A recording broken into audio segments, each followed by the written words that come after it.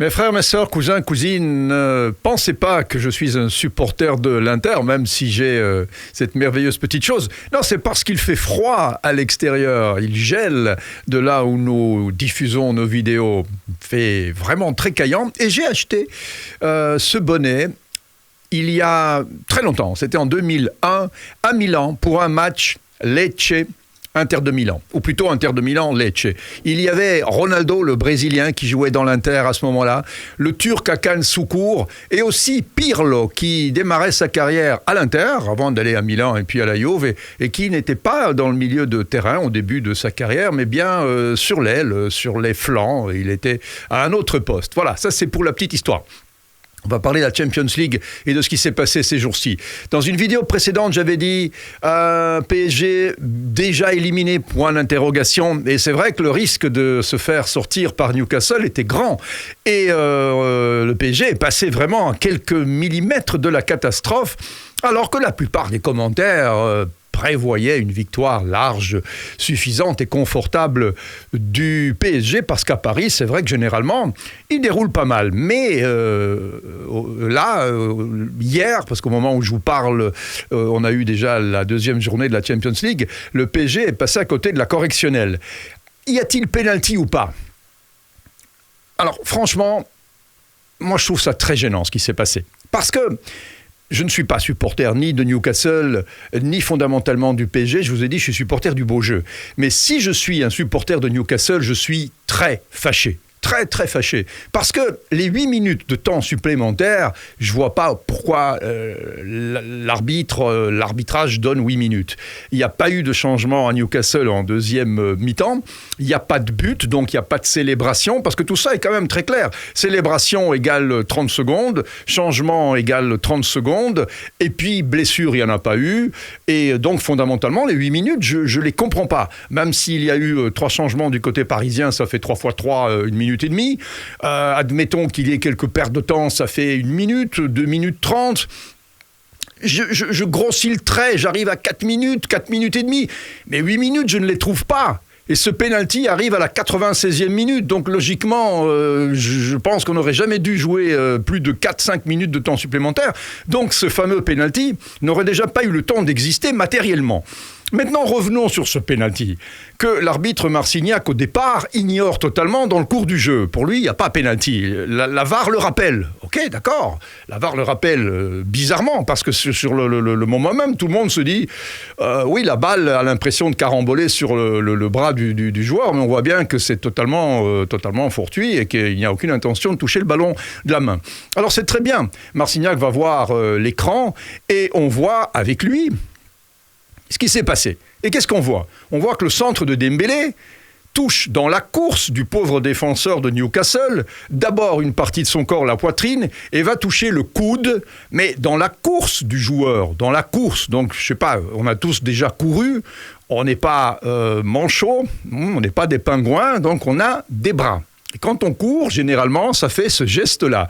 Donc, un geste tout à fait naturel, parce que le règlement est clair. Si on a grandi la surface de son corps d'une façon pas naturelle, si manifestement on cherche à augmenter la surface de son corps pour au cas où la balle, pour au cas où toucher la balle qui viendrait dans cette direction, c'est punissable.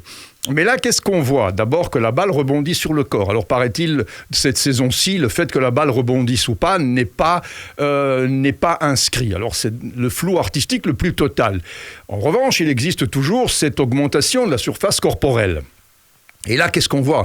C'est que le défenseur, à aucun moment, il essaye d'agrandir sa surface naturelle en faisant des gestes inconsidérés. Non, il court, ce geste-là. Et quand ce bras-là, le gauche, va vers...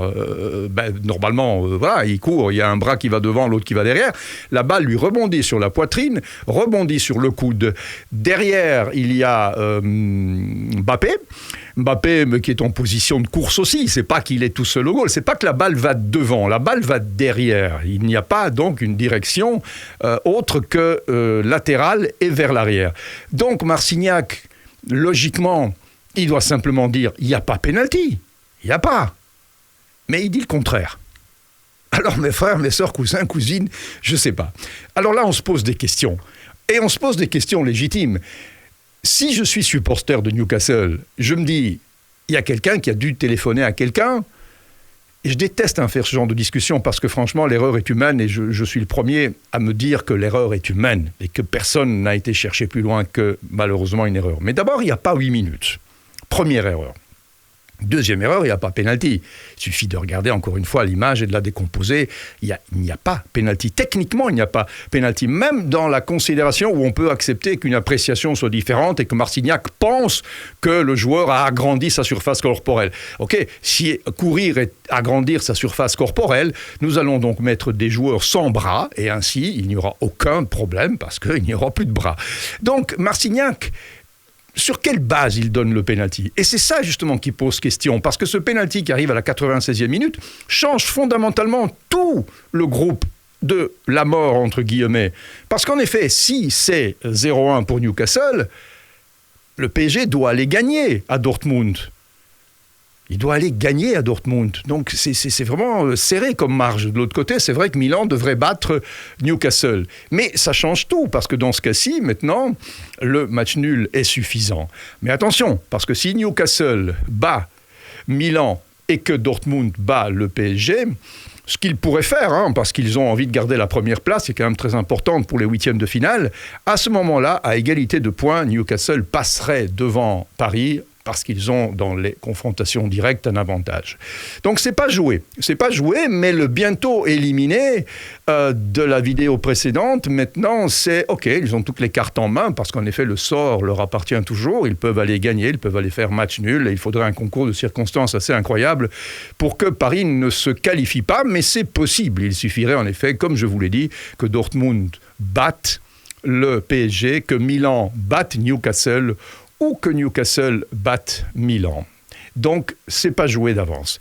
Mais bon, je reviens sur ce que j'ai dit, je trouve franchement bizarre et je maintiens le fait que l'erreur est humaine et je pense que Marcignac est un honnête homme. Mais sur ce que j'ai vu, je crains malheureusement que beaucoup de personnes vont se poser la question et se dire, est-ce que le Qatar a plus de moyens que la puissance de Newcastle, qui n'est pas non plus à négliger. Voilà, ça c'est parce que de temps en temps, il faut avoir une mauvaise langue. D'un autre côté, il y a eu le Real Madrid qui a déroulé comme une grande équipe peut le faire.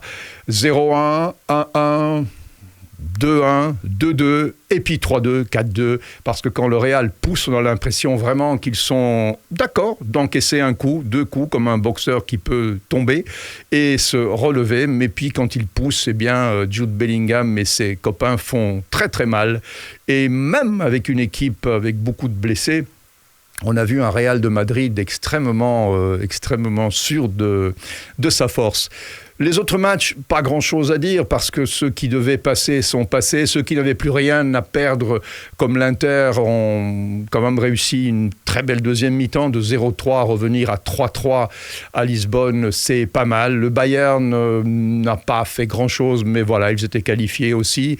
Il y a eu un très beau 3-3 entre Galatasaray et Manchester United, avec une boulette de Onana que j'adore, un Camerounais dantesque, mais qui a fait une grosse boulette. Et qui en fait de temps en temps, même si parfois il fait aussi des miracles. C'est cette espèce de capacité de haut et de bas qui me fait un petit peu peur, un petit peu comme Donnarumma qui est capable de faire de grandes choses et puis qui fait une boulette et qui coûte généralement très cher, parce qu'une erreur du gardien, vous le savez, ça coûte très très cher. Alors, que dire ? Eh bien que la dernière journée de ces poules de qualification n'auront peut-être plus grand-chose à dire, si ce n'est évidemment dans des groupes comme le groupe de Dortmund, Paris, Milan et Newcastle, qui est vraiment un groupe qui a jusqu'au bout tenu le suspense, et c'est ça qui nous plaît, c'est ça qui nous donne envie de regarder le foot.